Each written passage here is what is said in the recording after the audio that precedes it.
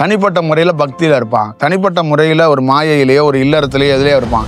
ஆனால் என்னைக்கு ஒரு உண்மையான குருவை ஒருத்தன் பார்க்குறானோ அன்னைக்கு அவனுக்கு வேலை இல்லைன்னு அர்த்தம். அவனுடைய ரோல் முடிஞ்சிருச்சு. பிரசாதம்னு எப்படி ஒரு அன்னதானத்தை போய் சொல்லிட முடியும்? ஒரு மனிதன் சமைக்கிறத ஒரு பெருமாள் படத்தையோ ஒரு சிவன் படத்தையோ பக்கத்தில் வச்சுக்கிட்டு இது பிரசாதங்க, நாங்கள் அன்னதானம் தர்றோம் இந்தங்க அப்படின்னு சொல்லிட முடியாது. அப்போ அவனுடைய அலைவரிசை எப்போ அதுக்குள்ளே கலக்கப்படுதோ அப்போ தான் அது பிரசாதமாக மாறும். அப்போ அந்த ஆவி வெளியில் வரப்பட்ட ஒருத்தரோட எவன் ஒருவன் பயணிக்கிறானோ அவன் வாழ்க்கையில் ஏதோ ஒரு திசையில் பெரிய மாற்றம் எங்கிட்டோ ஒரு மூலையில் அவனுக்கு ஒன்று கிடைக்கும். அவர் லைவ்ல இருக்கும்போதே நான் ஒரு 6-7 மாதம் பார்க்க முடியாத ஒரு சுச்சுவேஷன். அதுக்கு பார்க்க முடியாத சுச்சுவேஷனுக்கு என்னன்னா, நான் ஒரு ப்ராஜெக்ட் செய்யும்போது அதை வேண்டான்னு சொன்னார். அதை என்கிட்ட நேரடியாக வந்து சொன்னார், நீ செய்யாத அப்படின்னாரு. நான் நீங்கள் இருக்கும்போது நான் செஞ்சிருவேன் அப்படின்னு நான் சொன்னேன். நீங்கள் இருக்கீங்க, நான் செய்வேன், நீங்கள் தான் எனக்கு ஆசீர்வாதம் பண்ணிடுவீங்க. இப்போ இவரை சந்திக்காத நாட்கள் நான் ரொம்ப வருத்தப்பட்டிருக்கேன், ரொம்ப ஃபீல் பண்ணியிருக்கிறேன். ஏன்னா இவருக்கு எனக்கும் உங்களுக்கு பக்தியே கிடையாது. இவருக்கும் எனக்கும் அந்த குரு சிஷியர் உறவோ பக்தியோ எதுவுமே கிடையாது. ஒரு இனம் புரியாத ஒரு சகோதரர்கள் மாதிரியும் ஒரு நண்பர்கள் மாதிரியும் ஒரு ரொம்ப நாள் பயணிச்சவங்க மாதிரி ஒரு ஃபீல். இந்த மாதிரி உட்காந்து நம்ம பேசுறதுல கேட்கறதில்ல இல்லைங்க, நம்மளை கேட்குற காணொலி கேட்குற உங்களுக்குள்ளேயோ இது உங்களுக்கும் எனக்கு இருக்கிற அந்த பூர்வ ஜென்மத்தில் உள்வினையில் இது நான் கிடைக்கப்படணும் உங்களுக்கு அப்படின்னு இருக்குது. இதிலிருந்து ஆனால் டெஃபினட்டாக ஏதோ ஒரு ரூபத்தில் ஒரு சேஞ்ச் ஓவரை உங்களுக்கு கொடுக்கறதுக்காக தான் இது கிடைக்கப்படுது. சில பேர் வாழ்க்கையோட விஷயத்துக்குள்ள ஒரு நல்ல குருவை சந்திக்க முடியாத சூழல் நிறைய பேருக்கு நிகழும். அவங்களுக்கும் காரணம் என்னன்னா, அந்த கர்ம வினையில உள்வினையில அந்த மாதிரி ஒருத்தரை சந்திக்கிறதுக்கான வாய்ப்புகள் அமையாமையே தள்ளி போய்கிட்டே இருக்கும். நல்லா ஞாபகம் வச்சுக்கோங்க, 1000 கோடிகளை சம்பாதிச்சிருந்தா கூட நான் ஒரு பயனற்றவனா போயிருப்பேன். இந்த மாதிரி திருப்பு முனை என்னுடைய வரலாறுல எந்த மனிதனுக்கும் இப்படி நிகழுமா அப்படின்னு தெரியாது.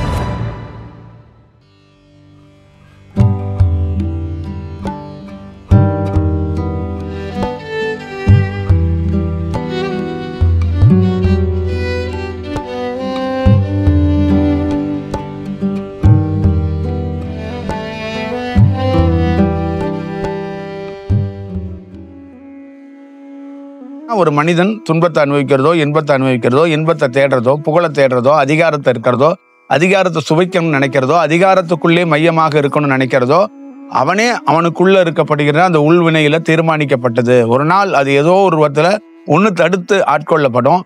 இல்லைன்னா அவன் கிரகவஸ்தியாக கிரகத்துக்குள்ளே இருந்து அவனுக்குள்ள ஒரு பெரிய மாறுதல் உருவாகப்படும்.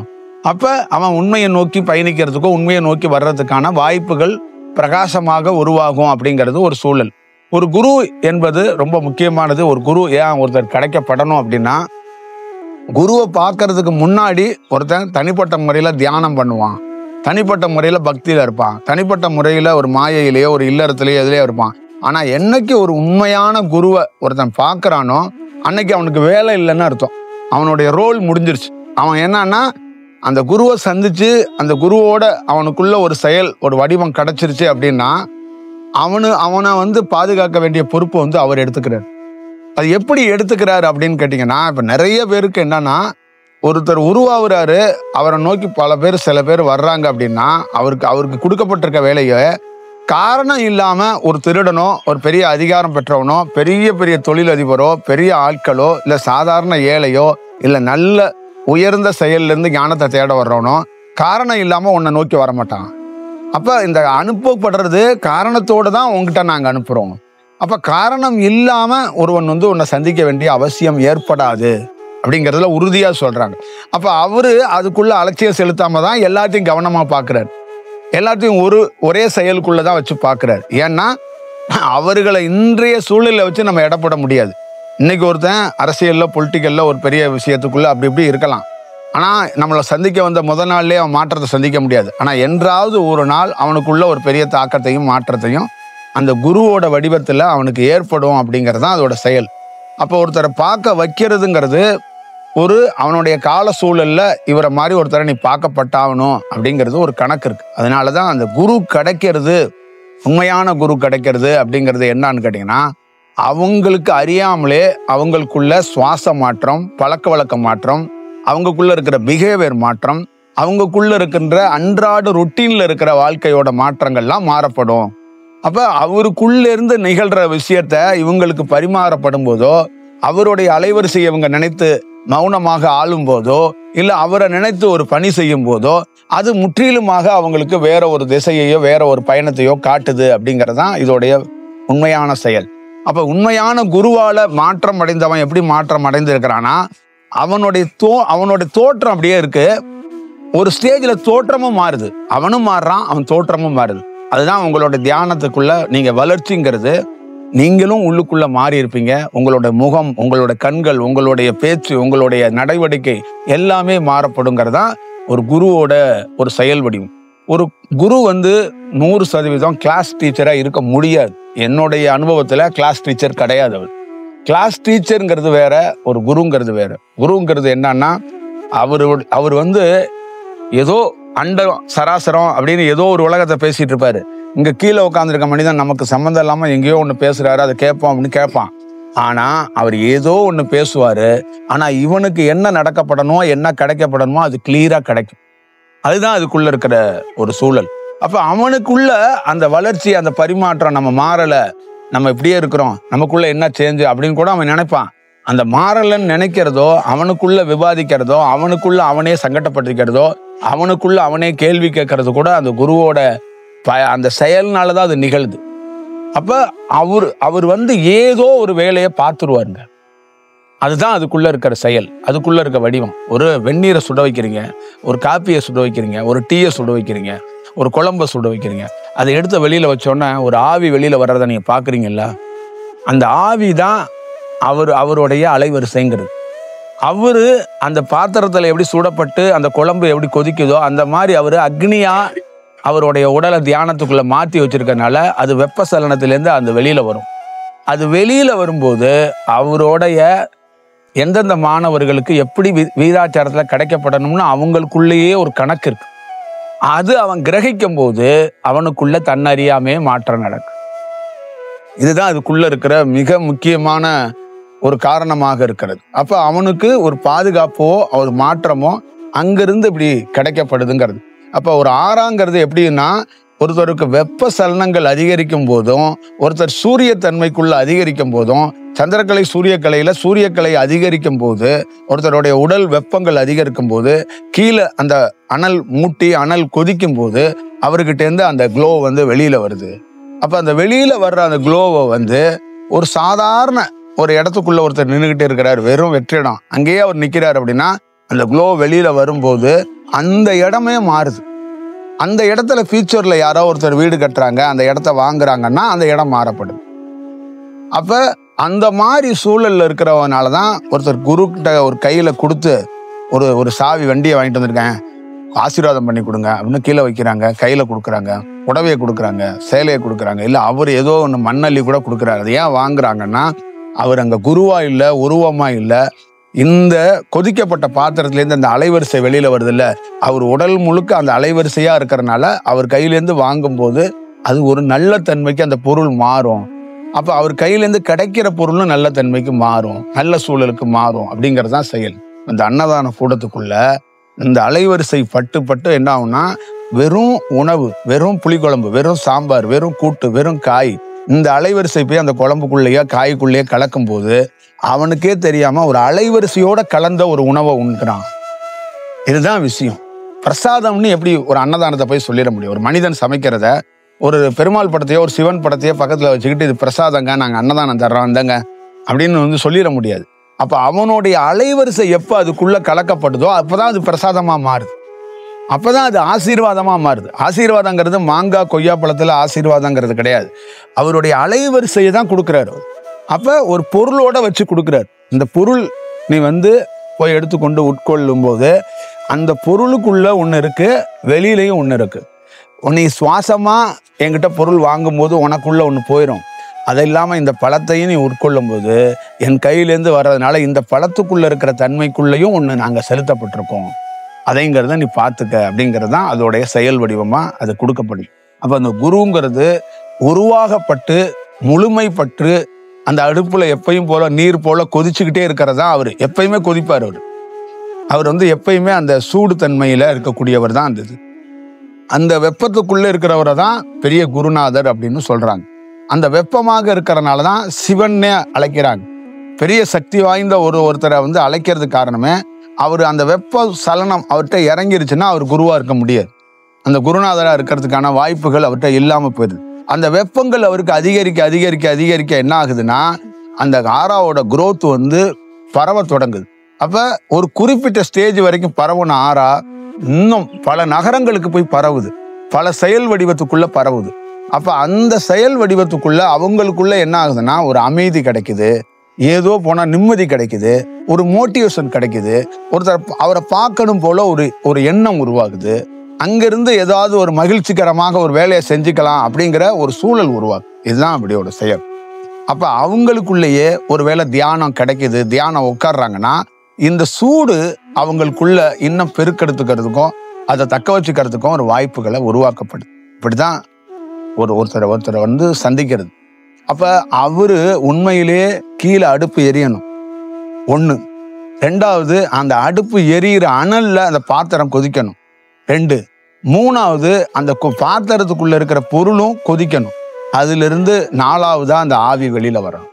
அப்ப அந்த ஆவி வெளியில வரப்பட்ட ஒருத்தரோட எவன் ஒருவன் பயணிக்கிறானோ அவன் வாழ்க்கையில ஏதோ ஒரு திசையில பெரிய மாற்றம், எங்கிட்டோ ஒரு மூலையில அவனுக்கு ஒண்ணு கிடைக்கும். அவனுடைய மரணம் கூட அதுக்குள்ள ஒரு தெளிவும் ஒரு புரிதலும் ஏற்படுத்தும் அப்படிங்கிறத நீங்க வந்து பார்த்துக்கணும். இதுதான் அதுக்குள்ள இருக்கிற சூழலுக்குள்ள இருக்கிற செயல் வடிவம் வந்து அதுதான் எப்பயுமே இருக்கிற செயலா இருக்கு. அப்ப அதனாலதான் ஒரு குருவை வந்து நம்ம வந்து எப்பயுமே பார்க்கணும், ஒருத்தரோட தொடர்புல இருக்கணும் அப்படிங்கிறதுக்கு இதுதான் விஷயம். அப்ப இந்த மாதிரி ஆறா ஃபார்மினேஷன்ல இருக்கிறவங்கள பார்க்கறது ரொம்ப அரிதா இருக்கும் அப்படின்னு தான் நிறைய பெரியவங்க சொல்லியிருக்கிறாங்க. நிறைய பெரியவங்க தியானத்திலே எக்ஸ்பர்ட்டா இருக்கிறவங்கலாம் நிறைய பேர் இருக்கிறாங்க. தியானத்திலே பெரிய எக்ஸ்பர்ட்லாம் இருப்பாங்க. அப்ப தியானத்திலே எக்ஸ்பர்ட்டா இருக்கிறவங்களே அதை தாண்டி இன்னொரு பெரிய எக்ஸ்பர்ட்டா இருப்பாரு. அவரை பார்க்கணும்னு இவங்க ஒரு விருப்பப்படுவாங்க. இப்ப யோகானந்தர் வந்து திருவண்ணாமலையில அவரை பார்த்தாரு. அப்ப யோகானந்தருக்குள்ள ஒரு தியானம் இருக்கு, யோகானந்தருக்குள்ள ஒரு செயல் இருக்கு. யோகானந்தரே பிரபஞ்சத்துல இருக்கிற பேர் அலைவரிசையா இருக்கக்கூடிய ஒரு வம்சாவளியிலேருந்து வந்த பையன். அவரே நல்ல நல்ல வம்சாவளியிலேருந்து நல்ல ப்ராப்பர் தியானத்தை கற்றுக் கொடுக்குற வம்சாவளியிலேருந்து வந்த பையன். அவரு ஆனந்தமொழியை பார்க்கறதோ திருவண்ணாமலையில் இருக்கிற அந்த பெரியவரை போய் பார்க்கறதோ இன்னும் பல குருமார்களை போய் அவர் சந்திச்சதுக்கு முக்கியமான காரணம் என்னன்னா அவருக்குள்ள இவருடைய தன்மையை தாண்டி அவங்க தன்மை வேற மாதிரி ஒரு வெளிப்படுறத அவருக்கு உணர்த்தப்படுது, காட்டப்படுது. நீ போய் பார்க்கணும்னு அவருக்கு உள் உணர்வு உணர்த்தப்படுது. அப்ப உள் உணர்வு மட்டும் ஒருத்தன் உணர்த்தப்படாம தன்னுடைய சொந்த பயோஃபுல சொந்த வாழ்க்கையில எந்த குருமாரும் அவனுடைய சுயசரீரத்துக்குள்ள இன்னொரு குருமாரை வந்து இடம்பெறதுக்கு அவ்வளவு வாய்ப்புகளை உருவாக்க மாட்டான். தன்னை வாழ்க்கையை தான் கடந்து வந்ததை தன்னுடைய பயணத்தை முன்னிறுத்துறதுக்கு ஒரு வாய்ப்புகள் நிறைய இருக்கும். ஆனா அவருடைய வாழ்க்கை சுயசரீரத்துக்குள்ள பிற குருமார்களுடைய வாழ்க்கையையும் இணைக்கப்பட்டு அதை சொல்லப்பட்டிருக்கு, அதை எழுதப்பட்டிருக்கு. அதுக்கு முக்கியமான காரணம் அந்த ஃபேஸ் வந்து இவங்களோட இவரு சந்திக்கப்படணும், கலந்துரையாடப்படணும்னு அவருக்கு இருக்கு. அப்ப அவங்க கிட்ட சந்திச்ச அனுபவத்தை துல்லியமா அதை வந்து பிரசன்ட் பண்ணியிருக்கிறார்.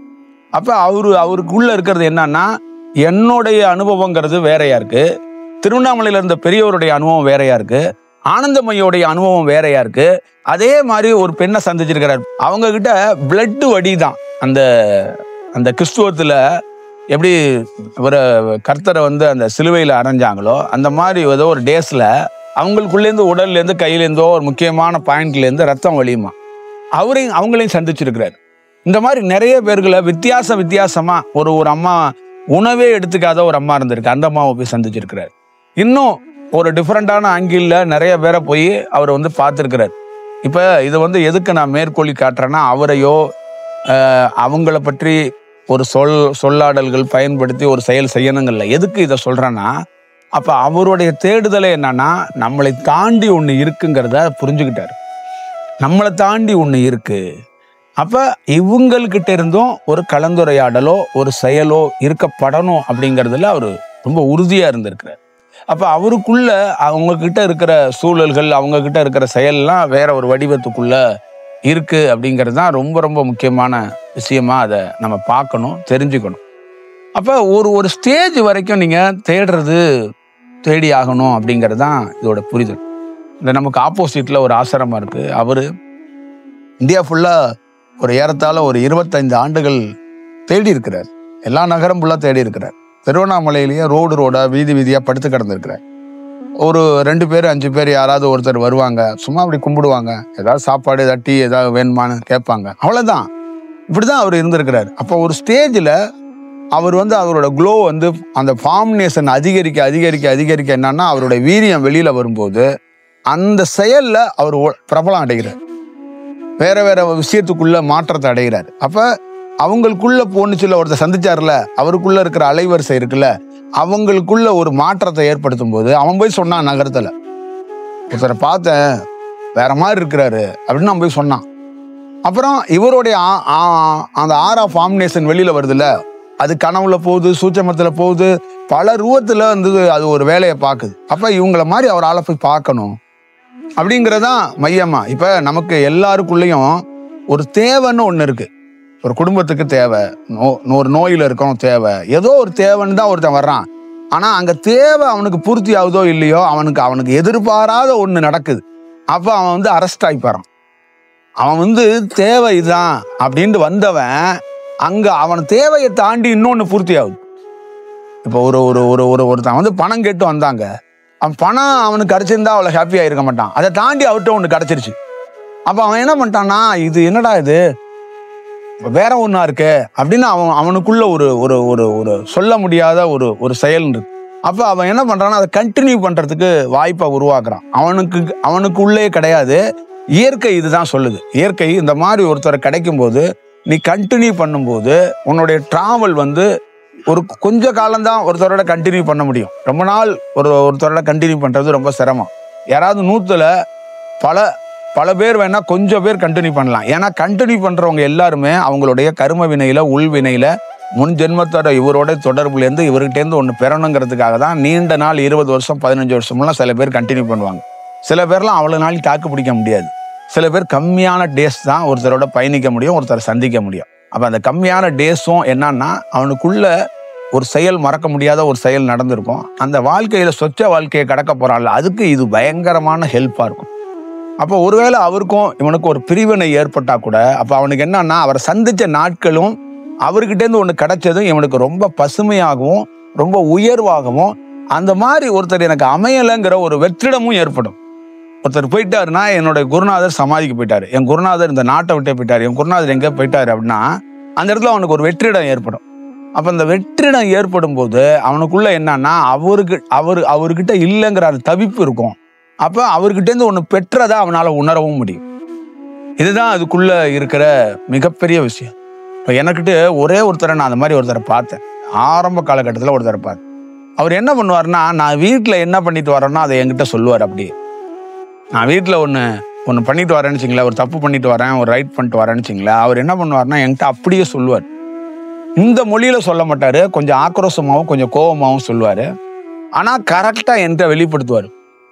இப்போ என்னங்கன்னா இவர் எப்படா இவ்வளோ கரெக்டாக அதை சொல்கிறாரு அப்படின்ட்டு நான் அவரை கண்டினியூவாக என்ன பண்ணேன்னா, அந்த குழந்தைங்க சாக்லேட்டுக்கு ஆசைப்படுற மாதிரி நான் அவரே ஃபாலோ பண்ணேன். அவர் என்ன பண்ணுவார்னா என்கிட்ட அப்டேட் பண்ணுவார். என்ன நான் செய்ய போகிறேன் வேலை இருக்குன்னா, அந்த வேலை வேணுமா வேண்டாமாம்பார். நாளைக்கு ஒரு ப்ராஜெக்ட் எடுக்க போகிறேன்னா அதை வேணும் வேண்டான்னு அவரே என்னை பார்த்தோன்னே ஸ்பெசிஃபிக்காக என்ன பண்ணுவார்னா, நிறைய அவரை பார்க்க அவர் இந்த மாதிரி நகரத்தில் கேள்விப்பட்டு நிறைய பேர் வர ஆரம்பிச்சிட்டாங்க. அவர் போனார்னா நம்மளை பார்த்து அதை சொல்லிடுவார்.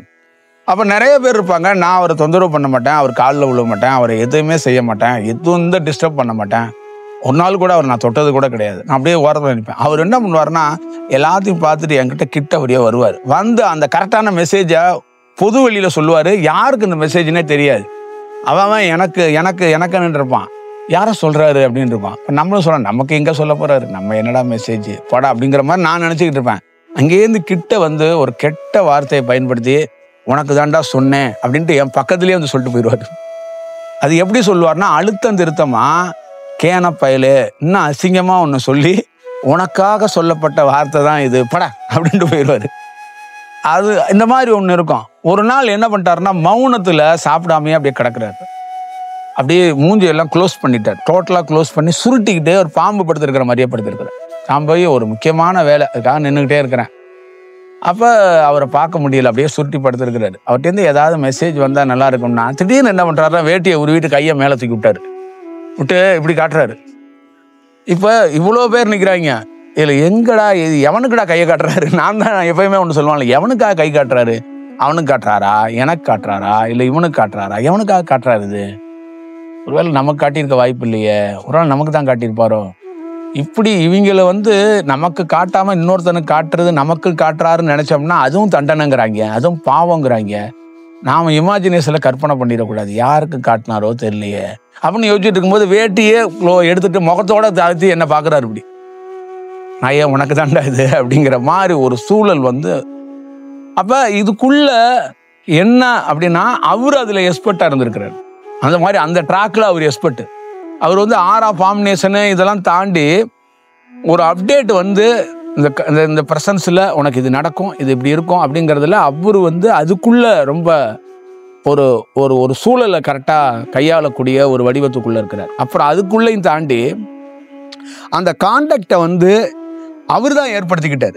என்னை என்னன்னா நான் பார்த்தவன் நான் அங்கேருந்து விலகி கூட போயிருக்கலாம், அவன் மீண்டும் என்னை நோக்கி வரணுங்கிறதுக்காக ஒரு வேலை பண்ணுறாரு. இப்போ என்னன்னா மனிதர்கள்ட்ட என்னன்னா ஒரு கான்டாக்டை ஏற்படுத்தணும்னா ஒரு ஞானி இவன் தொடர்ந்து வரணும்னா அவர் தன்னை அறியாமலே உங்களுக்கு ஏதாவது ஒரு வேலையை பண்ணி விட்டுருவார். இல்லைன்னா நீங்கள் கண்டினியூவாக வர மாட்டீங்க. நீங்கள் என்னன்னா பார்த்தேன் ஒன்றும் காணாமே ஒன்றும் தெரியலையே அப்படின்ட்டு ஓடி போயிடுவீங்க. அப்போ அவர் என்ன பண்ணாருன்னா அதே மாதிரி நான் போயிடக்கூடாதுங்கிறதுக்காக, எதுக்குன்னா இவன் நம்மள்டேருந்து ஒரு விஷயத்த பெறணும், வளரணும், அப்போ இவனை தக்க வைக்கணும். அப்போ இவன் குறைந்தபட்சம் ஒரு 2 மாதமாச்சும் நம்மளோட ட்ராவல் பண்ணணும். நல்லா ஞாபகம் வச்சுக்கோங்க, 2 மாதமாச்சும் அவன் ட்ராவல் பண்ணணும். இந்த 60 நாள் ட்ராவலை இவன் செய்ய மாட்டான், அவருக்கு தெரியுது செய்ய மாட்டான், கண்டிப்பாக புட்டுக்கிட்டு ஓடிடுவான். அப்போ அவனை ஏற்படுத்துறதுக்கு இவர் என்ன பண்ணுறாருன்னா எங்களோட பர்சனல் விஷயத்தை அப்டேட் பண்ணுறாரு. அப்போ என்கிட்ட அப்டேட் பண்ணும்போது நம்ம மிரட்சி ஆகி போய், டேய் இவரை விடவே கூடாதுடா, இவருக்கிட்டே வரணும்டா அப்படிங்கிற மாதிரி நம்ம வந்துக்கிட்டே இருக்கிறோம். அப்போ அவர் என்னை பார்த்துட்டு பல செய்கைகளில் சிரிப்பார், பல செய்கைகள் பண்ணுவார், பல ஒரு டிஃப்ரெண்ட்டான ஒரு அணுகுமுறை இருக்கும். அதெல்லாம் என்னால் அப்போ அன்னைக்கு மனநிலையில் கிரகிக்க முடியல. அன்னைக்கு இருக்கிற சூழலில் அன்னைக்கு இருக்கிற பக்குவம்னு இருக்குல்ல, அந்த பக்குவத்தில் என்னால் அணுக முடியலை. அப்போ அதெல்லாத்தையும் என்னன்னா நான் ஒரு மனித தன்மையில் ஒரு 3 பேர் 4 பேர் இருப்பாங்க. இந்த போனங்க ஒரு தட்டை அவர் என்ன அப்படி பார்த்தாரு, கையை தூக்குனாரு, என்கிட்டே கூப்பிட்றாரு, என்கிட்ட பேசுகிறாரு அப்படின்னு ஒரு விளம்பர பிரியர் மாதிரியும் ஒரு ஒரு ஒரு இன்னசென்ட்டான ஒரு பையன் போய் ஒரு தட்டை சொல்லிட்டு உட்காந்துருப்பாங்க. அந்த மாதிரி வேலையெல்லாம் நானே பார்த்து ஒரு டீ கடையில் உட்காந்து இது விஷயத்தை போய் விவாதிக்கிறது, சம்பந்தமே இல்லாத நபர்கள்ட்ட போய் இது மாதிரி விஷயத்தெல்லாம் பேசுறது. அப்போ அடுத்த நாள் நான் அவரை சந்திக்க போகும்போது அவர் திட்டுவார். எப்படி திட்டுவார்னா இந்த விஷயத்த நீ போய் அங்கே பேசின அப்படிங்கிறதையும் என்கிட்ட அப்டேட் பண்ணிடல. அப்போ எனக்கு அந்த குறிய டைம் எனக்கு அவருக்கு ரொம்ப நாள் ட்ராவல் இல்லை, ஒரு 90 நாளோ ஒரு 100 நாளுக்கு தான் ட்ராவல். அதுக்கப்புறம் நான் அவரை அவர் லைவ்ல இருக்கும்போதே நான் ஒரு 6-7 மாதம் பார்க்க முடியாத ஒரு சுச்சுவேஷன். அதுக்கு பார்க்க முடியாத சுச்சுவேஷனுக்கு என்னன்னா நான் ஒரு ப்ராஜெக்ட் செய்யும்போது அதை வேண்டான்னு சொன்னார். அதை என்கிட்ட நேரடியாக சொன்னார், நீ செய்யாத அப்படின்னாரு. நான் நீங்கள் இருக்கும்போது நான் செஞ்சிருவேன் அப்படின்னு நான் சொன்னேன். நீங்கள் இருக்கீங்க நான் செய்வேன், நீங்கள் தான் எனக்கு ஆசீர்வாதம் பண்ணிடுவீங்க. அப்போ அவர் வேண்டான்ட்டார். ஒரு வாரமாக நான் அவரை ஃபாலோ பண்ணி நான் செய்வேன் அப்படிங்கிற மாதிரி ஒரு சூழல் உங்ககிட்ட நான் சம்மதம் வாங்கிடுவேன் அப்படிங்கிற மாதிரி நான் எவ்வளோ பெரிய கற்பனைவாதின்னு பாருங்க. அப்போ அந்த ப்ராஜெக்ட் செய்யறதுக்கான வேலை தொடங்கும் போது அதில் பெரிய ப்ராப்ளம் வந்துருச்சு. அப்போ எந்த இடத்துக்குள்ள அவர் இருக்கிறாரோ அந்த இடத்துக்கே நான் வர முடியாமல் ஆயிடுச்சு. ஏன்னா அந்த ப்ராஜெக்ட் நடக்கிற இடமே அந்த ஊர் தான். அப்போ அதனால எனக்கு அவருக்கு சந்திப்பு ஒரு 6-7 மாதம் இல்லாமல் போயிடுச்சு. இப்போ இந்த ப்ராஜெக்ட் மட்டும் இல்லாமல் நானும் அவர் சந்திக்க முடியாத ஒரு சூழலே உருவாயிடுச்சு. அப்போ தவிப்பு ரொம்ப என்னால் என் தாயை பிரிந்து என்னோட சகோதரர்களோ சகோதரிகளோ பிரிஞ்சு நான் வருத்தப்பட்டதே கிடையாது. இப்போ இவரை சந்திக்காத நாட்கள் நான் ரொம்ப வருத்தப்பட்டிருக்கேன், ரொம்ப ஃபீல் பண்ணியிருக்கிறேன். ஏன்னா இவருக்கு எனக்கும் உங்களுக்கு பக்தியே கிடையாது. இவருக்கும் எனக்கும் அந்த குரு சிஷ்யர் உறவோ பக்தியோ எதுவுமே கிடையாது. ஒரு இனம் புரியாத ஒரு சகோதரர்கள் மாதிரியும் ஒரு நண்பர்கள் மாதிரியும் ஒரு ரொம்ப நாள் பயணிச்சவங்க மாதிரி ஒரு ஃபீல் எனக்கும் அவருக்குள்ள இருக்கிற அந்த உணர்வுகள். அப்போ அவரை சந்திக்க முடியாத நாட்கள் நான் ரொம்ப வருத்தப்பட்டிருக்கேன், ரொம்ப கஷ்டமும் பட்டேன். அந்த நாட்களில் ரொம்ப இருந்தேன். அப்புறம் திருப்பியும் ஒரு நாள் அவரை சந்திக்கிறதுக்கு ஒரு வாய்ப்பு கிடைச்சிச்சு. அப்போ திருப்பியும் அந்த மகிழ்ச்சியோட கல்லூரியில் மீண்டும் கல்லூரி திறந்தோன்னே சந்திச்சுக்கோம்ல, அந்த மாதிரி ஒரு சந்திப்பாக தான் அது நிகழ்ந்துச்சு. அப்போ அவர் நிறைய விஷயங்களை என்கிட்ட மறைப்பொருளாகவும் நேரடியாகவும் கொடுத்துட்டு போயிருக்காரு. அப்போ இந்த மாதிரி தொடர்புகள் ஒரு வித்தியாசமான அணுகுமுறை. இந்த மாதிரி எனக்கு ஒரு 3-4 பேரோட தொடர்பு கிடைச்சிருக்கு. அந்த 3-4 பேரும் ரெகுலர் ஃபார்முலாவில் என்னோட கான்டாக்டில் இல்லை. அவங்க பக்தன் சிஷியன் குரு சிஷியன் வாலண்டியர்ஸ் மாதிரி என்னோட அவங்க ட்ராவல் பண்ணலை. அவங்க எல்லாருமே என்டையர் டிஃப்ரெண்ட்டாக தான் ஒருத்தரோட ட்ராவல் பண்ணாங்க. இன்னொருத்தர் அவரும் வந்து பார்க்க அவரையே அவர் பார்த்துக்க முடியாது. ஆனால் என்கிட்ட எப்படிமா பேசுவார், ஒரு நண்பர் மாதிரி பேசுவார். நான் வந்து அவர்கிட்ட கேட்பேன், அவர் உங்களை பெரிய ஞானிங்கிறாங்களே, நான் போய் கேள்வி கேட்பேன், நீங்கள் உங்களை பெரிய ஞானிங்கிறாங்களே, நானும் அவர் நடந்து போயிட்டே இருக்கோம், உங்களை பெரிய ஞானிங்கிறாங்களே, ஞானின்னா என்ன, யாராவது வருவாங்களா, உங்களுக்கு ஏதாவது சொல்லுவாங்களா அப்படின்னா அவர் சிரிச்சுக்கிட்டே, அவர் அந்த மாதிரிலாம் பேசவே மாட்டார். அவர் பேசுகிற மொழி புரியாது. அவர் வந்து வழக்கமாக இந்த மாதிரி உரையாட மாட்டார். அப்போ என்கிட்ட எப்படிமா அதை வந்து அவர்னார்னா, ஒரு இயல்பான இருக்கிற மனிதன் வந்து ஒரு பேச ஆரம்பிச்சா அப்படி இருக்கும். அந்த மாதிரி ஒரு சூழலுக்கு அப்படி ஒரு ரியாக்ஷனுக்கு வந்து மாறி ஒரு சின்ன ஒரு வார்த்தை 2 வார்த்தை கொடுத்துட்டு அதை வேற மாதிரி மாறிடுவார். அவர் எப்படி மாறிடுவார்னா, அவருக்கு நமக்கு சம்பந்தம் இல்லாத மாதிரி அவர் வந்து ஒரு மனநிலை பாதிக்கப்பட்டவர் மாதிரியே மாறி போயிடுவார். ஆனால் அவருக்குள்ள இருக்கிற அந்த நடவடிக்கை, அவருக்குள்ள இருக்கிற சக்தி, அவருக்குள்ள இருக்கிற அலைவரிசை அப்படிப்பட்ட ஆளே இல்லை. அவர் பண்ற செயல்லாம் உயர்ந்த செயலா இருக்கு. ஆனா அவருடைய அந்த ஆக்டிவிட்டி சொல்லுவாங்கல்ல, அந்த விஷயங்கள்லாம் பார்த்தீங்கன்னா சம்மந்தமே இல்லாத ஒரு இடத்துல நின்று தண்ணியை தூக்கி ஊற்றிக்கிட்டே இருப்பார் ஒரு மரத்துல. இந்த மாதிரி வேலைகளா பார்த்துக்கிட்டே இருப்பார். அப்போ அவர் கண்டுபிடிக்கிறதோ அவர்கிட்ட இருந்து டிராவல் பண்றதோ பெரிய விஷயமா இருக்கும். அதே மாதிரி 1 மணி நேரம் என்னை கூட்டிட்டு போவார். அந்த 1 மணி நேரம் இருக்குல்ல, அப்பா ஒரு யுகம் மாதிரி இருக்கும். ஏன்னா 1 மணி நேரத்துல 10,000 வேலை செய்வாருங்க. நம்ம வந்து அவர்கிட்ட நிற்கவே முடியாது. இந்த வேலையை செய்வார், அந்த வேலையை செய்வார், அங்கிட்டு தூக்கி போடுவார், இங்கே தூக்கி போடுவார், இங்கிட்டு நிற்பாரு, அங்கிட்டு நிற்பாரு. அவர் இடையில அங்கேருந்து ஓடி வந்து சிரிச்சுக்கிட்டே, அது ஓகே தானே அப்படிம்பாரு. என்ன ஓகேங்கிறாரு, எதோ ஓகேங்கிறாரு அப்படிங்கிற ஒரு விஷயம் இருக்கும். ஒரு நாள் ஒரு கடையை கொளுத்தி விட போயிட்டாரு. ஒரு கேஸு கடையில் ஒரு டீ கடைக்குள்ள அவரை வந்து டீ குடிக்கலாமான்னாரு. இப்போ ஒருத்தர் டீ குடிக்கலாமான்னு சொல்கிறாருன்னா நமக்கு ஆசையாக இருக்குல்ல, வாங்கிட்டு போகட்டான். அங்கே அவன் கேஸ் பற்ற வச்சு டீயை கொடுத்து வச்சுருக்கான். இவர் போய் சிகரெட்டை போய் அந்த கேஸில் வச்சு கொளுத்துறாரு. கொளுத்திட்டு இருக்கும்போது அவன் கடைக்கார சொல்கிறான், வெடிச்சு சிலிண்டர்லாம் நேரம் போயிருக்கோம், இவர் என்னப்பா இவர் ஏப்பா கூப்பிட்டு வந்தா ஆச்சா பிடிச்சா அவன் பிடிச்சி கத்துறான். இவர் வந்து அங்கிட்டு ஓரம் பண்ணு தம்மடிச்சுட்டு சிரிச்சுக்கிட்டு இருக்காரு அப்படிங்கிறாரு. இது என்ன ரியாக்ஷன், என்ன விஷயம்? அவன் என்னென்னமா பேசுறான். இவரை வாங்கிட்ட ஞானிக்கு நின்று கூப்பிட்டு வந்து நேரம் கடையை எரிஞ்சு போயிருக்கோம். நான் ஐயோ அவர் பெரிய ஆளியா, கடை எரிஞ்சாலும் என்னையா, அவர் சரி பண்ணிடுவாரியா. இவர் என்ன பண்றாருன்னா, அவன் பேசுறதோ நான் போராடுறதோ, நான் என்ன நினைக்கிறேன்னா, உங்களுக்கு தேவையா, நீங்க எவ்வளவு பெரிய ஆளு, நீங்க எல்லாம் இந்த டுபாக்கூர் பயில்கிட்ட பேசுவாங்கணுமா, நானே 2 அடி அடிக்கலாம்னு அவனுக்கு தோணுது, நீங்களாம் எதுக்கு இப்படி நிக்கிறீங்க அப்படின்னு சொன்னா, அவர் என்ன சொல்றாருன்னா, அப்ப என்ன சொல்றாருன்னா, டே அவன்கிட்ட நட்பு வச்சுக்கடா, இதெல்லாம் பெரிய விஷயமா எடுத்துக்காத, நான் பாத்துக்கிறேன் அப்படிங்கிறது தான். அப்ப அவங்கள வந்து எந்த ஒரு கட்டுப்பாட்டுக்குள்ளேயுமே எடுத்துட்டு வர முடியாது. திடீர்னு இப்படி பண்ணிக்கிட்டு இருந்தார்ல, நம்ம மேல பாசமா தோல்ல கையை போட்டு அப்படி பேசிக்கிட்டு இருப்பாரு, நின்றுட்டே இருப்பார். திடீர்னு ஒரு காருக்காரன் வந்தான். வந்தோடனே காரை விட்டு இறங்கினான். வந்தோடனே இவரை பார்த்தான். அவரு இவனை பார்த்தாரு. போலாமா அப்படின்ட்டு என்னெல்லாம் விட்டுட்டாருங்க. அவன் கார்ல ஏறி போயிட்டே இருக்காரு. புரியுதா? இந்த டீ கடைக்காரன் என்னையும் பாக்குறான் பாத்தியா? அவர் என்னன்னா, நீங்க எனக்கு ஒண்ணுதான், அவனும் ஒண்ணுதான். உன்கிட்ட இருக்கிற வேலை 10 நிமிஷம் 15 நிமிஷம் உன்னோட ஸ்பெண்ட் பண்ணணும், நான் பண்ணிட்டேன். அவனும் இப்ப நம்ம வண்டி எதுவுமே இல்லை, நாம நடந்து போறோம் இங்கேருந்து. அப்ப நம்ம அப்படியே நடந்து அப்படியே அந்த பொட்டல் காட்டுல ரொம்ப தூரம் கூட்டிட்டு வந்துட்டாரு. கூட்டிட்டு வந்து ஒரு இடத்துல விட்டுட்டு போயிட்டாரு. ரொம்ப தூரம் டிராவல் ஆகி வரோம். அங்கேருந்து ஒருத்தர் எதிரில் வந்து கூட ஒருத்தர் அவங்க வந்தாங்களே, எங்க ஐயா எங்கப்பா போயிட்டாரு வேற கார்ல ஏறி. இதுதான் அவங்களோட இருக்கிற ஒரு செயல்பாடுகள். இப்போ அதே மாதிரி இன்னொருத்தரையும் நான் சந்திக்கிறதுக்கு ஒரு வாய்ப்பு கிடைச்சு, எப்படி யோகானந்தருக்கு எப்படி ஒரு வாய்ப்பு இருந்துச்சோ, அந்த மாதிரி எனக்கு ஆரம்பத்தில் இதெல்லாம் என்னுடைய வாழ்க்கையில மனித பருவத்தில் என்னன்னே தெரியாத காலகட்டத்தில் எனக்கு இந்த மாதிரி எல்லாம் இன்சிடென்ட். அவரு இன்னும் வித்தியாசமா அணுகுவார். என்ன அவரை மாதிரி ஒரு அணுகவே முடியாது. என்ன லாட்டரி சீட் வாங்கினியா அப்படின்னு கேட்பாரு. என்னடா லாட்டரி சீட் வாங்கினியான்னு கேட்கிறாரு. என்னத்துக்கு லாட்டரி சீட் வாங்கினியா? திடீர்னு ஆப்பிள் ஒருத்தன் வாங்கிட்டு வந்து ஒரு பக்தர் நிறைய ஆப்பிள் வந்து கொடுத்தான் அவர்கிட்ட. அந்த ஆப்பிள்லாம் எடுத்து பார்த்துட்டு அதில் ஏதோ நம்பர்லாம் ஒட்டியிருக்காங்க, 7, 6 இந்த மாதிரி ஒட்டியிருக்காங்க. ஏன் ஒட்டியிருக்காங்கன்னு இன்ன வரைக்கும் தெரியல. ஏன் ஒட்டுறாங்க ஆப்பிளில் நம்பரு? தரமான ஆப்பிள்னா அந்த மாதிரி அந்த நம்பர் எடுத்து ஒரு நம்பரை பிரித்து என் கையில் ஒட்டிட்டு, இதெல்லாம் நீங்கள் வச்சுக்கோங்க, லாட்டரி சீட் வாங்கிருங்க அப்படின்ட்டு ஒரு பாட்டில் போகிறாரு. அப்புறம் நான் எப்போ வந்தாலும் அந்த வடூருக்காரை வர சொல்லுங்க அப்படிம்பாரு. தஞ்சாவூர் பக்கத்தில் ஒரு வடூர்னு ஒரு ஊருக்கு, நான் அந்த ஊரே கிடையாது. இப்போ அவருங்க என்ன பண்ணுவாருன்னா, கூட 4-5 பேர் இருக்காங்கல்ல, அவங்கெல்லாம் இவரை பார்க்கவே விட மாட்டாங்க. அவர் என்ன பண்ணுவார்னா, என்ன அந்த வடூருக்கார் அங்கே அடிக்கிறார்ல, அவர் வர சொல்லுங்க அப்படிம்பாங்க. இவங்க யார் வடூருக்காரு என்னன்னு தெரியாது. சாமி கூப்பிட்றாரு, நீ வாங்க அப்படின்னா நம்ம போடணும்னா அவங்க பார்ப்பாரு. பார்த்துட்டு இப்படியே பார்ப்பாரு. வித்தியாசமாக பேசுவார். நீங்கள் என்ன இந்த நாட்டில் இங்கே இருக்கீங்களா, வெளிநாடு போகிறீங்களா, எங்கே போகிறீங்க என்னன்னு கேட்பாரு. நாமளே பஸ்ஸு காசு இல்லாமல் வந்து நின்றுட்டு இருப்போம். இங்கே இருக்கீங்களா, வெளிநாடு போறீங்களா, என்ன ஏது.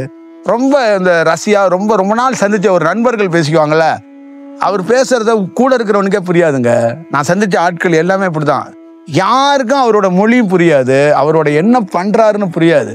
ஆனா அவர் வந்து ஃப்ரெண்ட்ஸ் மாதிரியே நம்மகிட்ட பேசுவாரு. நீங்க அங்கிருந்து வந்தீங்க, அந்த இதெல்லாம் போய் பண்ணீங்க, இந்த செயல் செஞ்சீங்க, நீங்க ஏன் வெளிநாடு போகக்கூடாது அப்படிம்பாரு. என்னடா சொல்றாரு இவரு, எந்த நாட்டுறா நம்ம போறது, பாஸ்போர்ட்டும் கிடையாது, ஒன்றும் கிடையாது, ஏன்டா அப்படி அப்படி ஒரு சூழலுக்குள்ள பல்வேறுபட்ட செயல்களை ஏற்படுத்தினாரு. அவரை பார்க்க 1000 பேர் இருக்கான். காலையிலேருந்து அவரை பார்க்க சுத்திக்கிட்டு இருக்கான். ஒரு 100 ஏக்கர்ல ஒரு இடத்துல பரப்பளவுல சுத்திக்கிட்டே இருக்கிறாரு. நான் ஒரு ரோட்ல அப்படியே உட்காந்துருக்கேன், ஒரு கருவ மரத்துக்கிட்ட.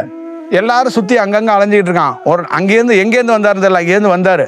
நான் அப்படியே உட்காந்துருக்கேன். நான் காலையிலேருந்து உட்காந்துருக்கேன். வந்து என்ன பார்த்தாரு. பார்த்துட்டு இப்படியே பார்த்தாரு. பார்த்துட்டுனா அங்கே ஒரு வயல்காரன் என்னன்னா, அவன் ஒரு வாளியில் தண்ணி இருந்தான். தண்ணி கொடுங்களே அப்படின்னாரு.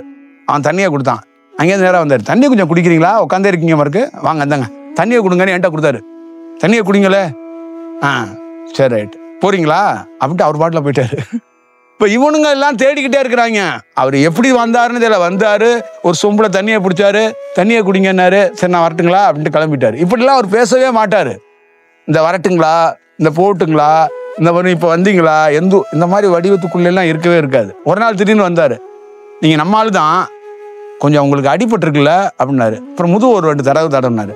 அப்புறம் நீங்கள் என்ன பண்ணுறீங்கன்னா, மருதமலையில் நம்ம தான் இருக்கோம், ஏன் நீங்கள் மருதமலைக்கு வரக்கூடாது, நம்ம தான் அங்கே இருக்கிறோம், நீங்கள் வாங்கலையாங்க அப்படின்ட்டு போயிட்டாரு. அதுதான் என் வாழ்க்கையிலே பெரிய திருப்பு முனை. அவர் இப்படியே சொல்கிறாரு, நீங்கள் நம்மால் தான் உங்களுக்கு அடிபட்டுருக்கு அப்படின்னு முதுவை தடவினாரு. தடவிட்டு என்ன சொன்னார், நீங்கள் மருதமலைக்கு வாங்கலை, வந்துடுறீங்களா, நம்ம அங்கே தான் இருக்கோம், நீங்கள் அங்கே வந்துடுங்க அப்படின்ட்டு போயிட்டாரு. எனக்கு புரியலை, என்னடா மருதமலைக்குங்கிறாரு, இதுங்கிறாரு, கையிலையும் காசு இல்லை, என்னடா அப்படின்னா, நான் மருதமலைக்கு போனேன், அங்கே ஒரு பெரிய திருப்பு முனையை சந்திச்சேன்னு. அப்போ இந்த மாதிரி எதுக்கு நான் உங்களுக்கு சொல்கிறேன்னா, இந்த மாதிரிலாம் இல்லைன்னா இன்னைக்கு என்னோட தியானத்தில் நான் வளர்ந்துருக்க மாட்டேன், இந்த மாதிரி ஒரு செயலை செஞ்சிருக்க முடியாது. அப்போ எத்தனை வடிவத்தில் ஒரு மனிதனுக்கு அந்த மாதிரி எக்ஸ்பீரியன்ஸ் கிடைக்குது. இந்த மாதிரி இன்னொருத்தரை பார்த்தேன். அவர் என்ன பண்ணுவார்னா, என்னை பார்த்தா அடிக்கிறதுக்கு விரட்டுவார். ஏன்னா நீ என்கிட்ட வரக்கூடாதும்பாரு. நீ என்கிட்ட வரக்கூடாது ஏன்னு அவரும் போக மாட்டார். என்னை விட்டு ஒரு டீ கடையில் நான் நின்றுட்டு இருப்பேன், அவரும் அங்கேயே நிற்பார், நீ என்கிட்ட வரக்கூடாது அப்படிம்பாரு. இந்த மாதிரி இன்னொருத்தன் வந்தானா அவன்கிட்ட பேசிக்கிட்டு இருப்பார், எல்லாம் செய்வார். நீ வரக்கூடாது, நீ போ. என்னடா இவரு, அவனை கூப்பிடுறாரு, என்ன வரக்கூடாதுங்கிறாரு, என்னடா இது, ஏன்டா வரக்கூடாதுங்கிறாரு, நீ வராத, நீ போ அப்படிம்பாரு. இந்த மாதிரியும் ஒருத்தரை சந்திச்சிருக்கேன். இன்னொருத்தர் அங்கேருந்து வருவார், அவரும் இதே மாதிரி கேட்டகரி தான். அங்கேருந்து உட்காந்தே இருந்தார். நான் 2 வாட்டி போனேன், 3 வாட்டி போனேன், ரியாக்ட் பண்ண மாட்டேன்ட்டாரு. 4வது வாட்டி இப்படி பார்த்தாரு, நீ எங்கேருந்து வந்தாயோ அங்கேயே போனாரு. ஏன்னா எங்கேருந்து வந்தா அங்கேயே போனால் என்ன சாவ சொல்கிறாரா, இல்லை அம்மா வயிற்றுக்குள்ளே திருப்பி பூர சொல்கிறாரா, எங்கே போக சொல்கிறாரு, என்ன, அவ்வளோதான் நீ போயிரு அப்படின்னு சொல்லிட்டு போயிட்டார் அவர். இந்த மாதிரி அந்தந்த காலகட்டத்துக்குள்ள வெவ்வேறு விதமான வெவ்வேறு ஆட்கள், வெவ்வேறு டிராவல், வெவ்வேறு செயல்களில் நம்ம வந்து வித்தியாசமான ஒருங்களோட ஒரு பயணம் நடந்திருக்கு. அப்பெல்லாம் எனக்கு ஒன்றும் அதை பற்றி தெரியறதோ புரியறதோ அதெல்லாம் இல்லை. இதுக்கெல்லாம் எதுக்கு உங்ககிட்ட விவாதிக்கிறேன்னா, ஒரு லைஃப்ல சில இன்சிடென்ட் எல்லாம் நம்ம சந்திக்கணும். சில அதுக்குள்ள நம்பகத்தன்மையான சில சோராசியங்கள் காத்திருக்கும். அது நம்மளால கண்டுபிடிக்க முடியாது. சில இடங்கள்ல அது நிகழப்படுறதுக்கான வாய்ப்புகள்னால தான் இதை வந்து உங்ககிட்ட வேற ஒரு வடிவத்துக்குள்ள நான் சொல்லணும்னு நினைக்கிறேன். அப்ப நமக்கு நம்ம தேடின விதம், நம்ம பார்த்த விதம், நம்மகிட்ட பெரிய தியானம்லாம் இல்லை, மனித வடிவத்துல நம்ம சாதிக்கணும்னு நினைச்சு எங்கேயாவது உயர்ந்தவங்க யாராவது பெரியவங்க இருந்தால் அவங்கள்ட்ட ஆசீர்வாதம் வாங்கி நம்ம வாழ்க்கையில முன்னேறுவோன்னு தான் நம்ம போய் அவங்கள பார்க்க போறோம். ஆனா அவங்க அப்படியே அப்டேட்டா அவங்க என்னமோ நம்மளை கிளாஸ்மேட் மாதிரி நம்மளை அணுகின விதம், நம்மளை பார்த்த விதம், நம்மளை செஞ்ச விதம் எல்லாம் வேற வடிவமா எல்லாம் இருந்துச்சு. அப்ப அதெல்லாம் வாழ்க்கையில ஒரு ஒரு ஒரு டிராவல் வந்து வித்தியாசமா கிடைக்கிறதுக்கு ஒரு காரணமா இருக்கு. அதுதான் ரொம்ப முக்கியமான ஒரு விஷயம். அடுத்தது, நம்ம ஃபியூச்சர்ல ஒரு வளர்ச்சி ஒன்று மேற்கொள்ள போறோம், ஒரு தியானம் ஒன்று கிடைக்க போது, நம்மளை அறியாம மாற போறோங்கிறதுக்கு அவங்க எல்லாமே வெவ்வேறு வடிவத்துக்குள்ள நம்மளை வந்து அவங்க உணர்த்தினாங்க. நீங்க வந்து இந்த பணம் தேடிட்டு அலையிறீங்க, தொழில் தேடுறீங்க, புகழ் தேடுறீங்க, எல்லாரும் ஒரே சேம் கான்செப்டை தான் சொன்னாங்க. நீ அதுக்குரிய ஆள் இல்லை, அதுக்குரிய ஆள் இல்லைங்கிறதான் துரத்துனாங்க. ஒருத்தர் என்னை வேலையே செய்யக்கூடாதுன்னு துரத்துனாரு. இன்னொருத்தர் வந்து என்ன துரத்துனாருன்னா, நீ ரெகுலர் ஃபார்முலாவில் செயல்படாத அப்படிங்கிறதும் அவருடைய கண்ணோட்டத்துக்குள்ள இருந்துச்சு. இப்போ அது மாதிரி பல சூழல்கள்ல நான் வந்து கடந்து வந்திருக்கிறேன். அதுதான் உங்களுக்குள்ளேயும் சொல்றேன். இப்போ இன்னைக்கு இருக்கிற நிகழ்வுகள்ல, இன்னைக்கு இருக்கிற இந்த மாதிரி உட்காந்து நம்ம பேசுறதுல கேட்கறதுல இல்லைங்க, நம்மளை கேட்குற காணொலி கேட்குற உங்களுக்குள்ளேயோ இது உங்களுக்கும் எனக்கு இருக்கிற அந்த பூர்வ ஜென்மத்துல உள்வினையில இது நான் கிடைக்கப்படணும் உங்களுக்கு அப்படின்னு இருக்கு. இதுல இருந்து ஆனா டெஃபினட்டா ஏதோ ஒரு ரூபத்துல ஒரு சேஞ்ச் ஓவரை உங்களுக்கு வந்து கொடுக்கறதுக்காக தான் இது கிடைக்கப்படுதே வெஞ்சே இது வேற ஒன்றும் இல்லை. நீங்க நல்ல குருவை சந்திச்சாலும் கெட்ட குருவை சந்திச்சாலும் ஒன்று உன் கர்ம வினை தீர்றதுக்கு ஒருத்தனை சந்திக்கணும், இல்லை கர்ம வினையை வாங்குறதுக்கு ஒருத்தனை சந்திக்கணும். நீ எதை நல்ல குருன்னு சொல்றியோ கர்ம வினை தீர்றதுக்கு ஒரு வழிகாட்டுவார். எதை கெட்ட குருன்னு சொல்றியோ அவங்ககிட்டேருந்து கர்ம வினையை வாங்கணும்னு உனக்கு ஒரு தலையெழுத்தா ஒரு சூழலா அப்படி இருக்கும். அதோட வெளிப்பாடுன்னு தான் நம்ம வந்து கருதுறோம். அதை நீ புரிஞ்சுக்கணும். நான் போய் தியானத்துக்கு போனேன், ஒருத்தட்ட தீட்சை வாங்கினேன், ஒருத்தட்ட ஆசீர்வாதம் வாங்கினேன், அவர்கிட்ட தீட்சை வாங்கினேன், தியானம் வாங்கினதுக்கு அப்புறம் என்னோட வாழ்க்கை ரொம்ப மோசமாயிருச்சு, என்னோட செயல் வடிவம் ஆயிடுச்சு அப்படின்லாம் வந்து அவங்க சொல்லுவாங்க. அதுக்கெல்லாம் காரணம் என்னன்னா அந்த காலகட்டத்தை அந்த சூழலை நீங்க அப்படிதான் சந்திக்கணும், சந்திக்கப்பட்டாகணும் அப்படிங்கிறதுக்காக தான் இருக்கிறாங்க. சில பேர் வாழ்க்கையோட விஷயத்துக்குள்ள ஒரு நல்ல குருவை சந்திக்க முடியாத சூழல் நிறைய பேருக்கு நிகழும். அவங்களுக்கும் காரணம் என்னன்னா அந்த கர்ம வினையில உள்வினையில அந்த மாதிரி ஒருத்தரை சந்திக்கிறதுக்கான வாய்ப்புகள் அமையாமையே தள்ளி போய்கிட்டே இருக்கும். சில பேருக்கு நல்ல குருவை சந்திச்சோம், அவங்களுடைய கர்ம வினை அவங்களோட பயனில் அவர்கிட்ட உணராமைய அங்க உட்காந்து போண்டா கதையை பேசுறது, வெட்டி கதையை பேசுறது, வந்த கதையை பேசுறது, போன கதையை பேசுறது, சித்தி கதையை பேசுறது, மாமா கதையை பேசுறது, எவனோ முன்ஜென்ம கதையை பேசுறது, முன்னாள் குருக்களை பத்தி விவாதிக்கிறது, தியானத்தை பத்தி அப்படி இருக்கும். அவனுக்கு என்னன்னா கிடைத்தும் அதை அனுபவிக்க முடியாத ஒருத்தன் அப்படிங்கிறதையும் நம்ம நிறைய பேரை பார்த்தோம். இப்ப இதுக்கெல்லாம் ஒரு சோர்ஸு ஒரு செயல் என்னன்னா ஒருத்தரை வந்து சும்மா சந்திக்க மாட்டோம். அவர் நல்லவர் கெட்டவராக இருந்தாலும் அவருக்கும் நமக்கும் ஒரு காரணம் இருக்கு, அதனால தான் சந்திக்கிறோம். அப்ப கெட்ட குருவை சந்திக்கிறதும் தவறு இல்லை. அதுல ஏதோ ஒரு படிப்பனை இருக்கு, அதுல ஏதோ ஒரு காரணம் இருக்கு. அது காரணம் இல்லாம நீ எவ்வளவு விழிப்பா இருந்தாலும் ஒரு கெட்டவனை போய் சந்திக்கிற அப்படின்னா காரணம் இல்லாம சந்திக்க மாட்டேன். அவனால 2 அடி வாங்கணும் அப்படிங்கிறது தான் அதோட செயல். ஒருத்தர் சொன்னாரு, ஒருத்தர் வந்து ஒரு திருட போனவன் ஒரு ஞானியை போய் பொருளே இல்லைன்னு அடிச்சு விட்டாம இருக்கு. பொருளை தேடி பார்த்துருக்கான், ஒன்றும் காணாம். அவரையும் வந்து 2 சாத்தியிருக்கான், சாத்திட்டு போயிட்டான். அடுத்தது வந்து ஏதோ ஒரு கம்ப்ளைண்ட்ல அந்த போலீஸ்காரங்க விசாரிச்சு அவனை கூப்பிட்டு அவனை கூட்டிட்டு போய் அந்த ஞானிகிட்ட நிப்பாட்டி எவன் யாரு என்ன ஏது இவனுங்கெல்லாம் யாருங்க அவங்களை அடிச்சது கேட்கும்போது கூட அவர் என்ன சொல்றாருன்னா, போன ஜென்மத்துல நான் யாரை அடிச்சோன்னா அவன் தான் என்ன அடிச்சான்ட்டாரு. அப்ப என்னன்னா அவனை திருடனா நீங்க அணுகுறீங்க, சட்ட ரீதியா பாக்குறீங்க. எனக்கு அவனுக்கு உள்வினை இருக்குப்பா, கர்ம வினை இருக்கு, நான் அந்த கர்ம வினையை கழிக்கணும், அதனால அவன் என்னை சந்திக்கணும், 2 சாத்தணும்னு இருக்கு அப்படிங்கிறது அவரோட ஸ்டேட்மெண்டா இருக்கு. அப்ப என்னை சந்திக்க வர்றவங்க அத்தனை பேத்துக்குள்ளேயும் இது முன்ஜென்மத்தோடைய தொடர்புங்கிறது அவங்களுக்கு தெரியாது. இப்ப ஒருத்தர் யதார்த்தமா நிழலுக்கு ஒதுங்க வேண்டியவர் இப்ப உள்ள வந்து விடலாம், இந்த சாலையில போக வேண்டியவர் உள்ள வந்துடலாம். இதெல்லாம் கணக்கு இல்லாம இதெல்லாம் நிகழாது. இதுதான் இதோடைய காலத்தோடைய சூழல். அப்ப அவங்களுக்கு என்னன்னா அவங்களுக்குள்ள ஒரு தீராத வயிற்று வலி ஏற்படும். அந்த வயிற்று வலிக்கு பல டாக்டர்கிட்ட போய் சரியாகல, இவரையாச்சும் பார்ப்போங்கிறது அந்த வயிறு வலி ஏற்பட்டதே இவரை நீ பார்க்கணுங்கிறதுக்காக தான். இப்ப ஒரு போலி குருமாறு இருக்கிறான்னா நீ என்னைக்காவது ஒரு நாள் நல்ல குருவை பார்ப்பங்கிறதுக்காக தான் போலி குருமாரை தூக்கி போடுறது. இப்ப நீ வந்து ஒருத்தங்க தியானத்தை அப்படி சொல்லிட்டான் இப்படி சொல்லிட்டான் பிரச்சனையாயிருச்சு, தியானத்துல பஞ்சாயத்து ஆயிடுச்சுன்னா என்னைக்காவது ஒரு நாள் அந்த தியானத்திலே நீ நல்ல செயலுக்கு அடையிறதுக்கும் நல்ல மகிழ்ச்சியான ஒரு செயலை பண்ணிக்கிறதுக்காக தான் இவரை சந்திக்க வச்சிருக்கிறான்.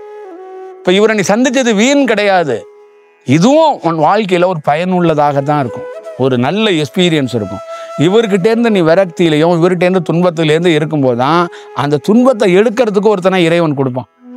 அப்ப யதார்த்தமா ஒருத்தனை நீ சந்திக்கிறல்ல, அவர் என்ன பண்ணுவார்னா உனக்கே தெரியாம உனக்குள்ள இருக்கிற துன்பத்தை அவர் எடுப்பார். அப்ப துன்பங்கிறது ஏன் கொடுக்கப்படுதுன்னா அந்த துன்பத்தையும் சேர்த்து உன்னுடைய பிறவியில் இருக்கிற செயலையும் சேர்த்து களையப்படணுங்கிறதுக்காக தான் ஒருத்தரை காட்டுறது. அப்ப நம்ம வாழ்க்கையில நடக்கிற கண்ணீர், சோகம், நோய் நொடி, நம்ம இருக்கிற தோல்விகள், இது எல்லாமே காரணம் இல்லாம நடக்கல, எல்லாம் ஒரு காரணத்தோட தான் நடக்கும். நமக்குள்ள இருக்கிற சந்தோஷம், நமக்குள்ள நல்ல குழந்தை, நமக்குள்ள நல்ல மனைவி, நமக்குள்ள இருக்கிற நல்ல வாழ்க்கைங்கிறதும் ஒரு காரணமா தான் இருக்கு. இதெல்லாம் ரிவல்ஸா இருக்கிறதும் ஒரு காரணமா தான் இருக்கு. அது எப்படி சரி செய்யப்படணுங்கிறது கால சுழற்சியில மாற்றம் அடைஞ்சுக்கிட்டே இருக்கும். அப்ப நம்ம ஒரு லேர்னிங் எக்ஸ்பீரியன்ஸா கடந்து போறதுல ஒரு மனிதனும் கவனமா இருந்தானா அவன் வாழ்க்கையில ஒரு மறக்க முடியாத ஒரு திருப்பு முனைகளையோ ஒரு நல்ல விஷயத்தையோ அவன் பயன்படுத்திக்கலாங்கிறதா என் கூட்ட இருக்கிற விஷயம். என்னோட காலகட்டத்துல ரொம்ப நெருக்கடியான சுச்சுவேஷன்ல நான் பல நாள் அழுத போது எந்த சமாதியிலேருந்தோ எந்த இறை ஆற்றலும் என்னை வந்து தடுத்து ஆட்கொள்ளலை, என்னை வந்து காப்பாற்றலை, எனக்கு வந்து அதுக்கு மெசேஜ் கொடுக்கல. ஆனால் எனக்குள்ள என்னன்னா அந்த இடத்த கடக்கிறதுக்கு நான் இறந்து போயிடாமல் இருக்கிறதுக்கு பெரிய பாதுகாப்பை கொடுத்தான். இப்போ நான் கற்றுக்கிட்டது என்னன்னா, அவ்வளோ பெரிய எண்ணில் அடங்காத துயரத்தில் நான் நின்னேன். அப்படி வார்த்தையால் விவாதிக்க முடியாது, அப்படி ஒரு துயரம். அதுலேருந்து தப்பிச்சு வரவே முடியாது. அப்படி சூழல்ல எப்படி ஒரு நாளையும் எப்படி கடத்துறதுன்னு தெரியாது, இரவு தூங்கவே முடியாது, அப்படி ஒரு சுச்சுவேஷன். அப்போ அவர் என்னன்னா, நான் இறந்து போயிடாம தவறான பாதைக்கு போயிடாம அந்த பாதுகாப்பை இறை கொடுத்துச்சு.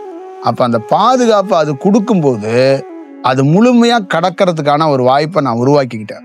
அப்போ அந்த கடந்ததுக்கு அப்புறம் நான் சொன்னேன்ல, அந்த கேரக்டருங்கள்லாம் இவங்கெல்லாம் சந்திக்கிறதுக்கு வாய்ப்பு கிடைக்கும். அப்போ அந்த இடத்த அவர் என்ன பண்ணுறாருன்னா, அந்த இடத்த நீ கிராஸ் பண்ணு, நீ வந்து ஓடி கிராஸ் பண்ண வேண்டியதில்லை, பைய கிராஸ் பண்ணு. உலகம் வேற மாதிரி இயங்குது, நம்ம கூட படித்தவன் வேற மாதிரி இருக்கான், நம்ம பார்த்து வளர்ந்தவன் வேற மாதிரி இருக்கான், நம்ம உறவு வேற மாதிரி இருக்கு, யார் வேணாலும் பேசட்டும். ஆனால் நீ அதை கடந்து மட்டும் வந்து கற்றுக்கிட்டன்னா உன் வாழ்க்கையில் அதுக்கப்புறம் யாரும் எதிர்பாராத, நீ எதிர்பாராத, இந்த உலகம் எதிர்பாராத ஒரு திருப்பு முனை இருக்கு. நல்லா ஞாபகம் வச்சுக்கோங்க, 1000 கோடிகளை சம்பாதிச்சிருந்தா கூட நான் ஒரு பயனற்றவனா போயிருப்பேன். இந்த மாதிரி திருப்பு முனை என்னுடைய வரலாறுல எந்த மனிதனுக்கும் இப்படி நிகழுமா அப்படின்னு தெரியாது. இதுதான் ரொம்ப முக்கியம். ஒருத்தனுக்கு இப்படி நிகழுமா அப்படின்னா எவனுக்கும் மனிதர்கள் தெரியாது, எனக்கே தெரியாது. ஏன்னா இது வந்து அந்த மாதிரி ஒரு கான்செப்டாவே என் மைண்ட்லேயும் இல்லை. நமக்கு இப்படி நிகழும், நமக்கு இப்படி மாறும் அப்படிங்கிறதுலாம் இல்லை. அப்போ இந்த மாதிரி ஒரு தருணம் அப்படின்னு இருக்குல்ல, இதுக்கு காரணம் என்னன்னா அந்த கடந்ததுனால தான். அந்த எண்ணற்ற சூழல்கள், அந்த துன்பத்தை, அந்த துயரத்தை கடந்த நாட்கள் இருக்குல்ல, அதை கடக்கவே முடியாது. அப்படி ஒரு பெயின்ஃபுல்லான நாட்கள். அந்த பெயின்ஃபுல்லான நாட்களில் என்னோட வீட்டில் பார்த்தீங்கன்னா பூஜை அறையில் 20 படங்கள், சாமி படங்கள் இருக்கும், 5-6 குருமார்கள் படம் இருக்கும். வணங்காத நாள் இல்லை, பூ போடாத நாள் இல்லை, நேசிக்காத நாள் இல்லை. 3-4 மைல் நடந்தே போய் ஒரு சமாதியில் போய் உட்காந்தே இருப்பேன். 3-4 மைல் நடந்து போவேன், காலே முடியாது, அப்படியே நடந்து போயிட்டு நடந்தே தான் வருவேன். சைக்கிள் கிடையாது, வண்டி கிடையாது, காசு கிடையாது, அடுத்த வேலை சாப்பிட்றதுக்கு போராட்டம். அந்த மாதிரி ஒரு காலத்தில் வறுமையில் எல்லாம் அந்த சூழலில் கடக்க தான் லைஃப்பில் வந்து ஒரு பெரிய திருப்பத்தை வந்து ஏற்படுத்துது. அதுக்கப்புறம் லைஃப்பில் வந்து ஒரு ஒரு ஒரு வேற ஒரு சேஞ்சு உருவானது.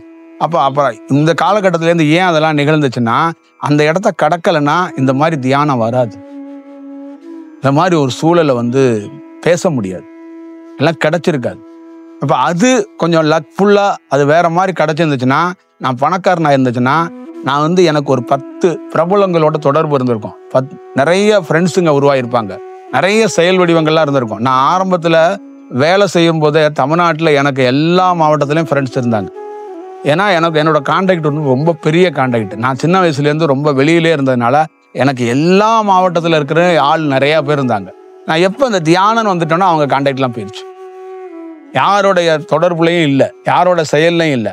அப்போ அந்த பணம் புகழ் இருக்கும்போது அதுக்குன்னு ஒரு சர்க்கிள் ஃபார்ம் ஆகும், அதுக்குன்னு ஒரு செயல் இருக்கும். ஆனால் இந்த மாதிரி ஒரு வடிவத்தை, இந்த மாதிரி ஒரு அனுபவத்தை என்னால் அனுபவிச்சிருக்க முடியுமாங்கிறது தெரியல. இப்போ இதுக்குள்ள என்னன்னா ஒரு நிறைவுக்கு வந்துட்டேன். இதுக்குள்ள வந்து இது எனக்கு இது வேணும், இது எனக்கு வேண்டாம், எனக்கு வேணுங்கிறத நான் கேட்கறது இல்லை, எனக்கு வேண்டாங்கிறத நான் சொல்றது. அந்த ஒரு நிறைவை ஒரு பணத்தாலேயோ புகழாலேயோ ஒரு அதிகாரத்தாலேயோ ஏற்படுத்தி கொடுக்க முடியாது. அந்த நிறைவுக்கான ஒரு சூழல் வந்து வர்றதுக்கு காரணம் அவ்வளோ பெரிய பக்குவத்தை ஏற்படுத்துச்சு அந்த லைஃப்ல வந்து. அதனால தான் சொல்றேன், ஒரு கணவன் நம்மளை விட்டு போயிட்டான், ஒரு கோடிக்கணக்கான தொழிலில் பிஸ்னஸ்ல லாஸு, இல்லை உடல் ரீதியாக ஒரு செட்பேக்குன்னா நீ அதை மெல்ல மெல்ல கடந்தனுச்சுக்குவே. உனக்கு உண்மையிலே சொல்றேன், நீ நான் கடந்து மட்டும் பாரு, எவ்வளோ பெயின்ஃபுல்லாக இருக்கட்டும், ஒரு தூரத்தில் உனக்கு ஒரு வேற ஒரு சூழல் இருக்குங்கிறத உன்னால இப்போ உணர முடியாது, ஒரு நாள் தெரிஞ்சுக்கும். அதை நான் வந்து இது வந்து நான் கடந்த ஒன்று தான் அப்புறம் தான் தெரிஞ்சிச்சு. இதுக்காக தான் அவ்வளோ பெரிய ட்ராஜடியை எனக்கு கொடுத்தான். ட்ராஜடினா நீங்கள் கனவுல கூட காண முடியாத ட்ராஜடி, தொழில் ரீதியாக ட்ராஜடி, உடல் ரீதியாக ட்ராஜடி, உறவினர்கள் மூலியமா ட்ராஜடி, நண்பர்கள் மூலியமா ட்ராஜடி, எந்த ரூபத்திலையும் ஒருத்தன் வாழ்க்கையில் முன்னேறவே முடியாத ட்ராஜடி. 100 ரூபா பணத்தை பார்க்கறது எனக்கெல்லாம் அதிசயங்க. 100 ரூபா பணத்தை பார்க்கறது அதிசயம். 1000 ரூபாயை வாடகை என்னால் கொடுக்க முடியாமல் மாதம் 30 நாளில் 15 நாள் வாடகை கொடுக்கறதுக்கு போராடி இருக்கிற காலம்லாம் உண்டு. அவ்வளோ பெரிய போராட்ட காலத்தில், அவ்வளோ பெரிய சூழலில் அந்த மாதிரி ஒரு சூழலுக்கு உருவாகிறதுக்கு முக்கியமான காரணமே இதுதான். அது ஒரு செயல் வடிவமா இருந்திருக்கு. அது நீங்க எப்பயுமே ஒரு காரணமா நீங்க பார்த்துக்கணும். அப்ப ட்ராஜடி வருது அப்படிங்கிறதுக்காக நிறைய பேர் ஒரு மாதிரி டிஸ்டர்போ, ஒரு மாதிரி கஷ்டமோ, ஒரு மாதிரி ஃபெடப் ஆகுறாங்க. தயவுசெய்து அந்த மாதிரி ஆகாதீங்க. ஏன்னா அதுதான் உங்களுக்கு ஒரு நல்ல தருணத்தை ஏற்படுத்துறதுக்கு ஒரு வாய்ப்பை உருவாக்குதுங்கிறத புரிஞ்சுக்கங்க. ஒரு நல்ல வாய்ப்புகள் அங்கிருந்து தான் உருவாக்கப்படும். புரியுதுங்களா? ஒரு கண்ணீர் துளி காரணம் இல்லாம வராதுங்க. அது நீங்க அவசியம் புரிஞ்சுக்கங்க. நம்மக்கிட்ட ஒருத்தர் இருக்கிறாரு, அவர் பிரிஞ்சு போயிட்டாருன்னா அது 100% காரணத்தோட தான் பிரிஞ்சு போயிருப்பாரு. இன்னைக்கு நீங்க நினைச்சுக்கலாம், மற்றவங்க லைஃப் மாதிரி நம்ம லைஃப் இல்லை, நம்மக்கிட்ட ரொம்ப நெருக்கமா இருந்தவங்க நம்மளோட இப்போ உறவுல இல்லை, நம்ம போயிட்டாங்க, நம்மளை விட்டுட்டாங்க, நம்ம எப்படி வாழ போறோம், எப்படி நடந்துக்க போறோம் அப்படின்னு அந்த தவிப்பு இருக்குல்ல, அந்த தவிப்பு தான் உன் லைஃப்பை தலைகளா மாற்ற போகுது. அது காரணம் இல்லாம அது நிகழல. அதுதான் நீ யாருன்னு உன்னை உணர்றதுக்கான ஒரு முக்கியமான ஜங்ஷனே அங்கதான் இருக்கு. அதனால அது நீங்க ரொம்ப முக்கியமா பார்க்கணும். அது நிறைய பேருக்கு நம்ம சொல்லும்போது கூட அவங்களால உணர்றதோ உங்களால பார்க்கறதோ அது முடியலை. அது நீங்க அது எப்பயுமே அதை பார்த்துக்கணும். அது ரொம்ப ரொம்ப முக்கியம்னு நான் கருதுறேன். அதனால நீங்க கொண்டாட்டங்களும் சரி, ஒரு ஒரு ஒரு வறுமை, ஒரு கஷ்டமும் சரி, எல்லாமே எல்லா சூழல்களுமே ஒரு ஒரு ஒரு ஒரு மனிதனுக்கும் அது ஒரு வரப்பிரசாதம் மாதிரி தான்.